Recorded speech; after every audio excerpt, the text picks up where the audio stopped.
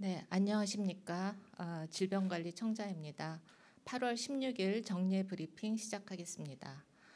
오늘은 지금의 재유행기에도 일상 회복을 중단 없이 지속하기 위해서 고령자, 고위험군의 건강 피해를 줄이기 위한 예방 수칙과 방역 당국의 의료 대응 노력을 설명드리고 우리 사회의 관심과 모두의 동참을 요청드리고자 합니다.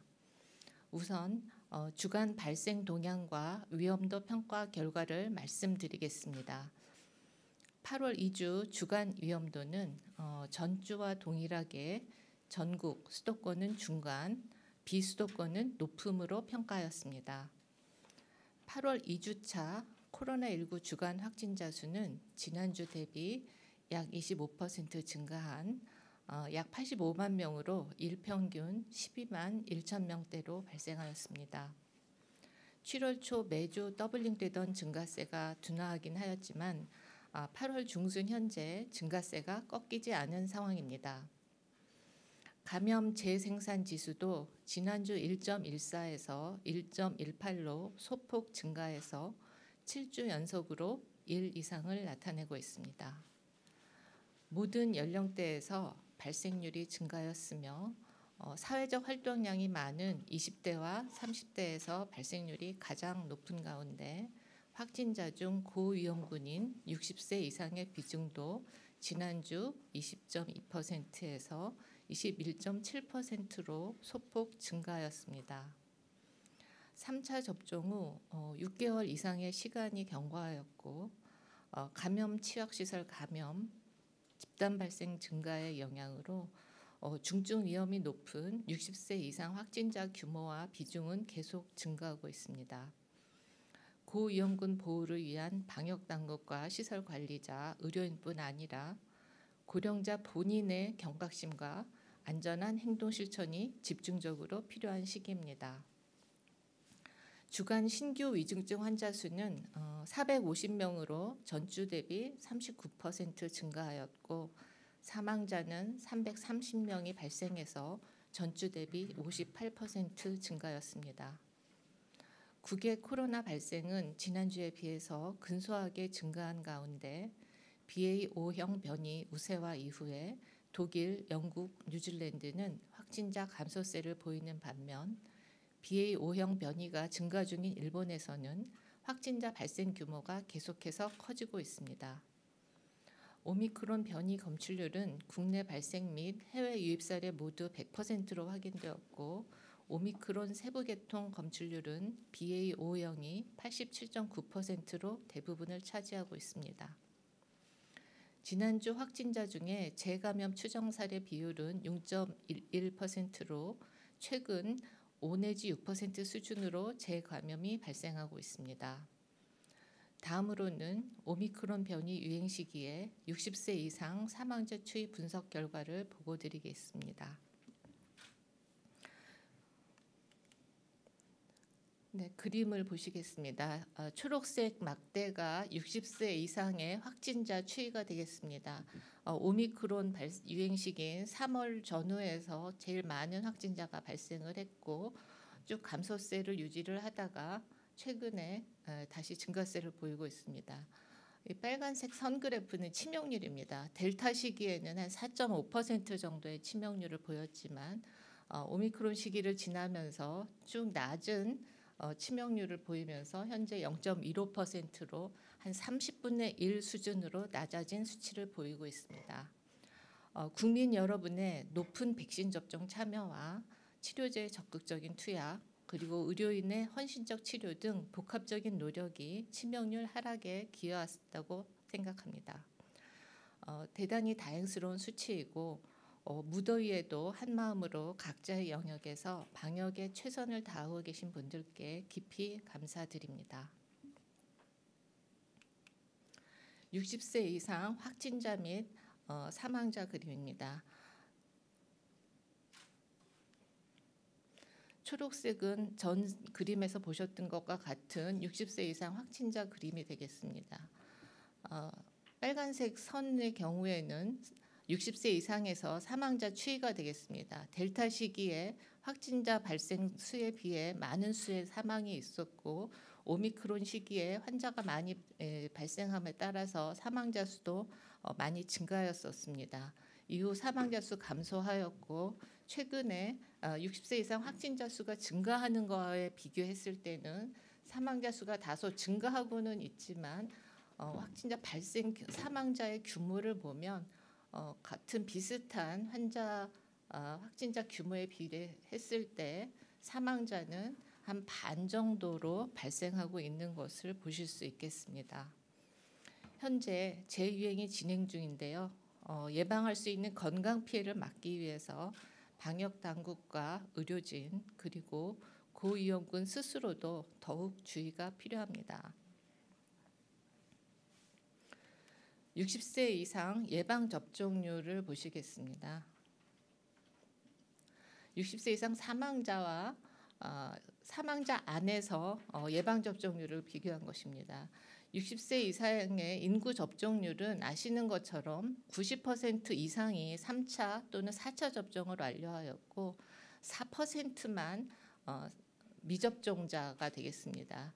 그런데 사망자의 경우에 예방접종률을 보시면 41%가 미접종자입니다. 그래서 미접종자의 경우에는 3차 또는 4차 접종을 완료하신 경우에 비교해서 20배 정도의 높은 사망률을 보인다라고 보실 수가 있겠습니다. 3차 접종까지 마친 분들은 접종하지 않고 감염된 사람들보다 사망 포함해서 중증 진행 위험이 95%나 더 낮아서 20분의 1 정도가 되고요. 특히 60대에서는 중증 위험 감소 효과가 97%로 더 크게 나타나고 있다는 점도 추가로 설명드립니다. 백신 접종의 코로나19 사망 예방 효과는 여러 번 말씀드린 것처럼 명백하게 여러 자료에서 보여주고 있습니다. 다니시는 병의원 주치의 선생님과 예방접종에 대해서 꼭 상의해 주시기 바랍니다.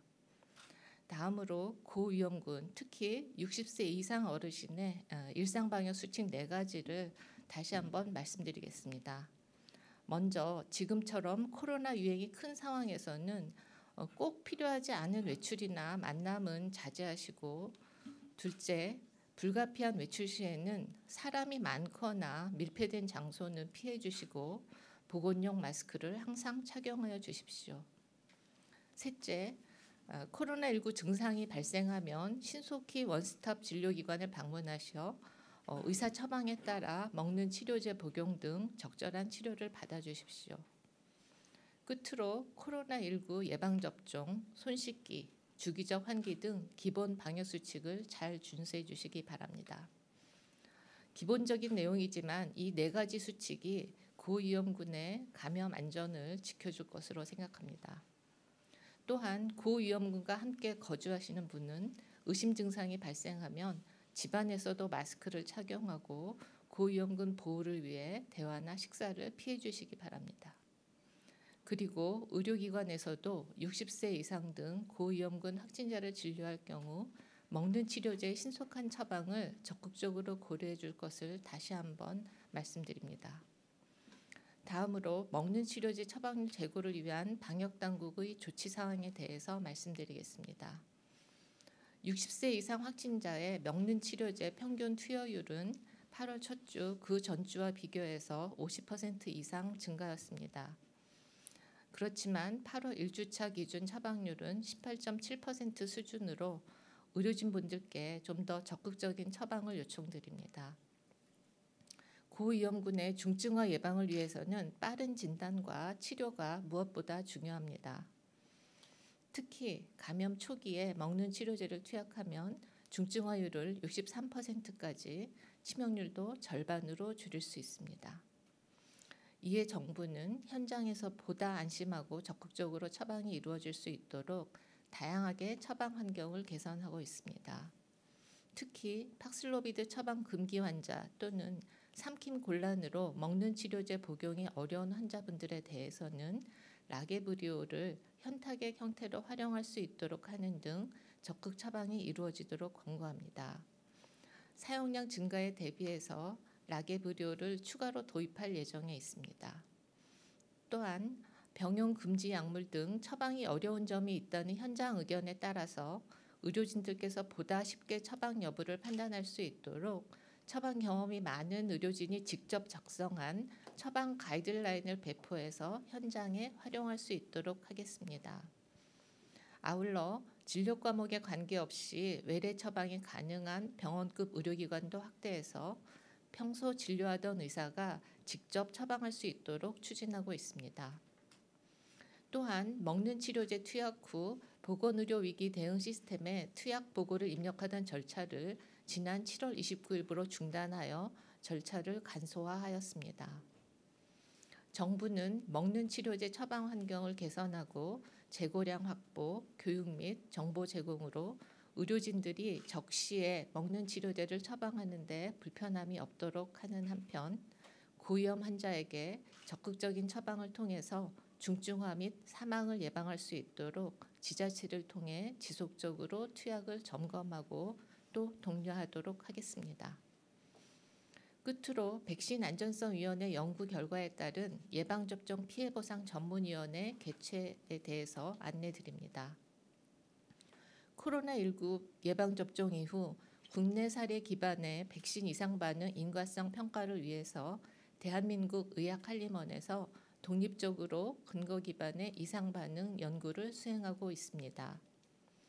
지난 8월 11일 개최된 백신 안전성위원회 제4차 포럼에서 빈발 월경 및 출혈, 이상자궁 출혈 발생 위험이 코로나19 예방접종 이후 통계적으로 유의하게 높으며 인과관계가 있음을 수용할 수준이라고 발표한 바 있습니다. 질병관리청은 오늘 오후 예방접종 피해보상 전문위원회를 개최하고 해당 질환을 보상 또는 지원 대상 질환으로 결정할 경우 바로 국민께 안내드리고 관련된 후속 절차에 적극적으로 나서도록 하겠습니다. 방역당국은 재유행 극복과 고위험 보호를 위한 방역 의료 대응 그리고 안전한 예방접종에 의료계, 지자체와 더욱 협력해 가겠습니다.